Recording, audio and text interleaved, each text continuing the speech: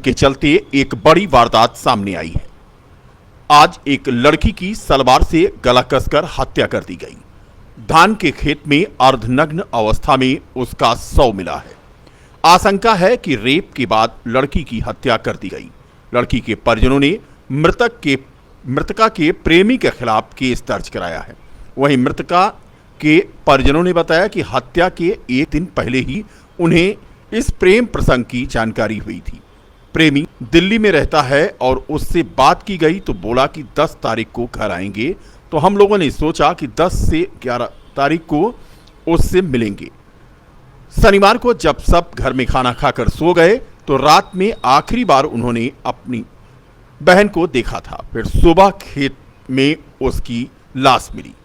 Police के अनुसार रविवार की सुबह सूचना मिली कि गन्ने के खेत में एक लड़की का शव पड़ा है। मौके पर पहुंचकर मामले की पुलिस ने जांच शुरू की। लड़की के परिवारजनों की तहरीर के आधार पर प्रेमी आलोक निषाद के खिलाफ केस दर्ज किया गया है। आरोपी आलोक निषाद इनायत नगर थाना क्षेत्र के गहनागन का रहने वाला है। आरोपी को गिरफ्तार करने के लिए पुलिस की टीमें लगाई गई हैं।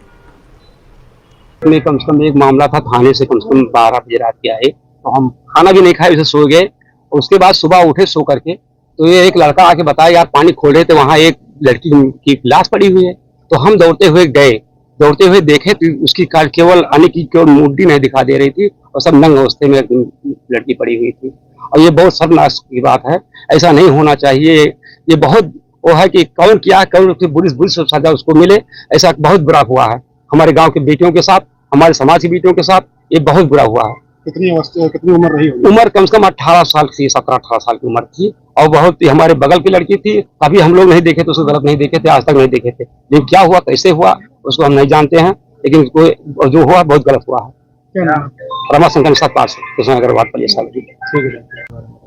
सर हमें उतना कुछ भी नहीं पता। मतलब वो लड़की थी, मतलब एक लड़के से बात करती थी, उसकी बहन मतलब थी।